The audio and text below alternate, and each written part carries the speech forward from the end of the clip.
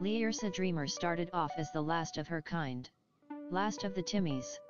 Toriel and Asriel found her not so far from their own resident. She became their princess. Still feeling disconnected, a doll was made in her species' image.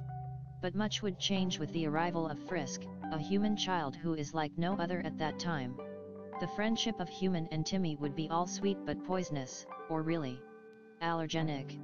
The two would give each other hives and other complications. Frisk used the allergenic reactions to in hope to free all of the monsters from the underground by allowing Leirsa to use the power of the soul and cross the barrier. Once across, slay 6 more humans and use a total of 7 souls to break the barrier. The plan had seemed to be working. Leirsa was going to place Frisk's body by the village's dolls. Leirsa did not know Frisk's full plan. The humans attack her because they thought she had killed the child. Frisk could control the body to some degree, and was determined to slay the villagers, but Leirsa resisted Frisk, refusing to fight. Leirsa was then shot by a cannon, receiving a mortal injury. She retreated back into the mountain with Frisk's body still in her hands. She returned home, laid Frisk's body to the side and clutched her doll in her last moments. Her parents looked on, seeing their daughter die before their very eyes. Her doll was covered in her dust.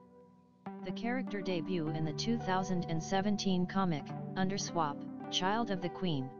The role swap of Asriel was not known vastly, so this character was created. For why it is just another temmie is followed by this justification. Asriel and temmie is swapped. A doll replaces the flower that Asriel becomes.